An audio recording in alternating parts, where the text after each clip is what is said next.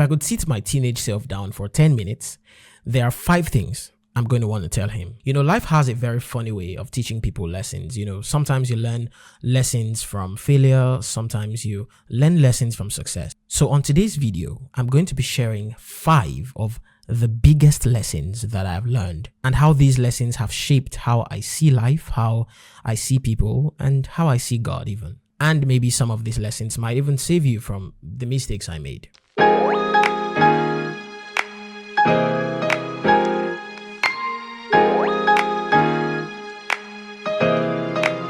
So hey, welcome to my YouTube channel. My name is Goodness Eze. This is my channel where I talk about faith, love, life, and everything in between. So before we get into that, if you're new, please subscribe to our channel and please do well to like the video as well and click on the notifications button so that you get notified when there's new content on the channel. Number 1, community. I think this is something I learned very practically in my life.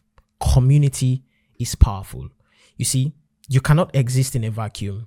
You cannot do life alone. You were never made to do life alone.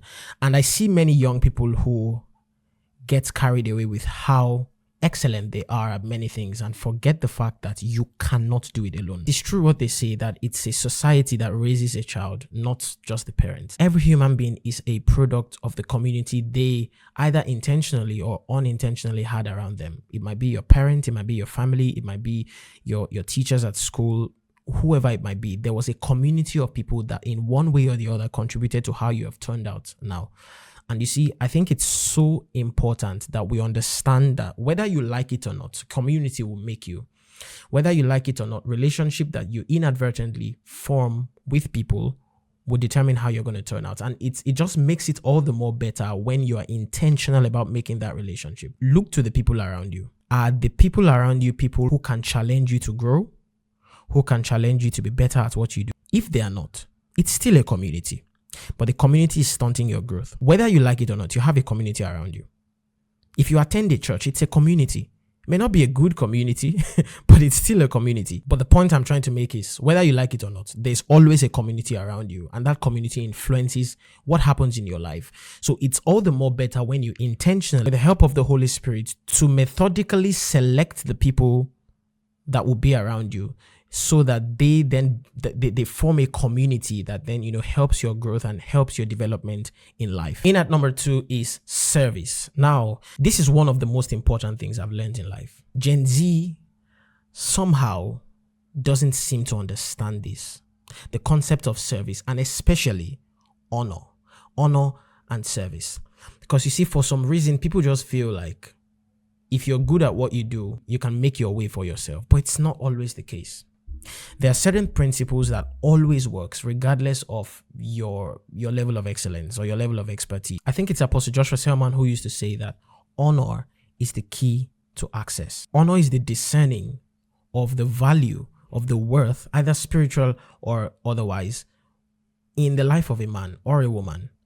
And when you discern that value, recognizing that value and appreciating that value is honor. And then serving that person or that organization or that platform, that's where service comes in. And I realized how that you can step into so many things just by service. It is just a principle that works. There are people in your office, in your career space, who have risen up the ladder just by understanding this principle. They may not be better than you. They may not be more dutiful or excellent than you, but they just know how to honor people. They just know how to serve people. And no human being is above honor. Honor all men. Honor the people you perceive are higher than you perceive are on the same level with you perceive are even lower than you. Honor all men.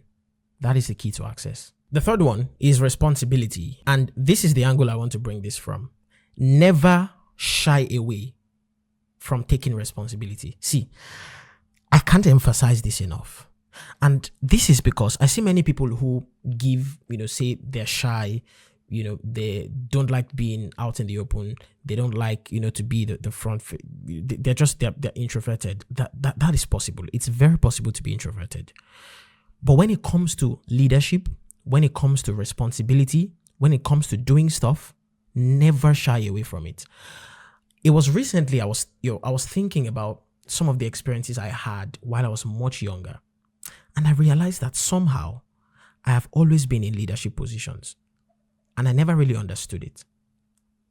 I was never shy to come out and say, I want to be class captain in my class. That's when I was all the way back in primary school or secondary school. I want to be class captain.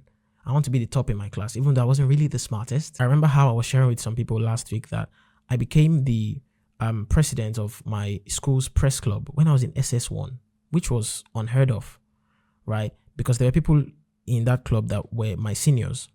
But for some reason, if there was an opportunity for responsibility, I just want to be there for whatever reason. And the thing is that I didn't really understand what I was doing at the time. But over the years, I've realized how that has really helped me to, the little that I know today. So see, you should never turn down an opportunity for leadership, even if you think you're not ready. You should never shy away from responsibility, even if you think you can't handle it. Because more than that space, it's an opportunity for growth. More than you doing the best you can do in that place, it's an opportunity for growth. It's an opportunity for exposure. It's an opportunity to test yourself at a higher level. Take responsibility for everything around you. Take responsibility for your life. Take responsibility for your siblings, for your family. Take responsibility everywhere you are. Wherever you are, you see that there's a problem, try to solve the problem. Always be a problem solver. That's where leadership starts. Wherever you are, you find a problem, always try to solve a problem wherever you find yourself. That is taking responsibility. In at number 4 is knowledge. I remember someone once told me that you can't rise above what you know. And I think that's so profound. That is so profound. You cannot rise above what you know. It is what you know that determines how far you're going to rise. This is something that I didn't really take serious until a little bit later in my teenage years, right? And I really wish I did take it serious. I was always a good enough student, wasn't always topping my class, but at least, I was a good enough student. I was always that. But I never really tried hard. And again, I'm not just talking about as an academics, I'm not just talking about in the academics. I'm not just talking about, trying to be a straight A student. I'm just talking about the value of reading books all the time,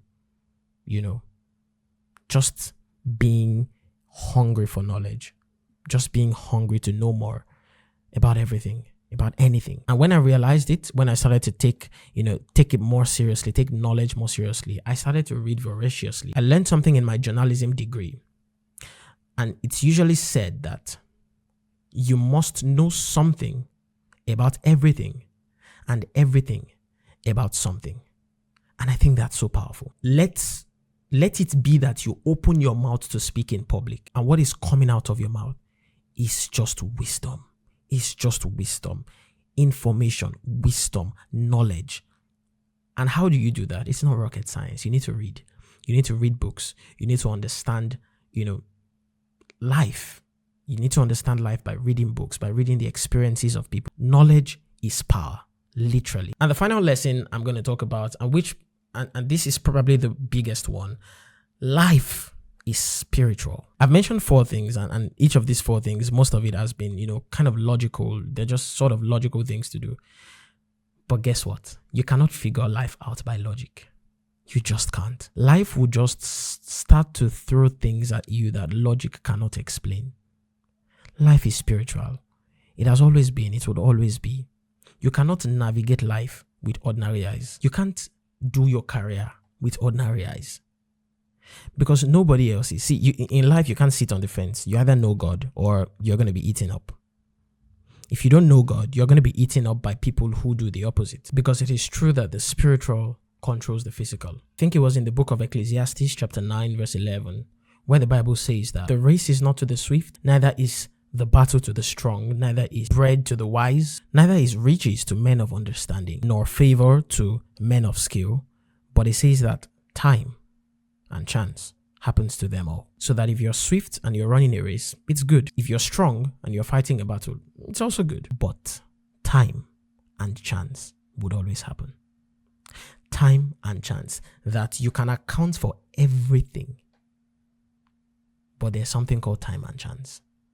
And that can happen. And everything you accounted for can fall like a pack of cards.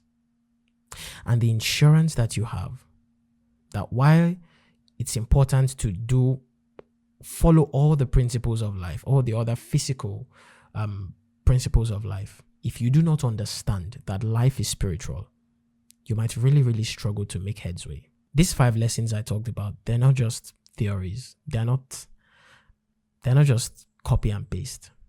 These are lessons I've really learned from life.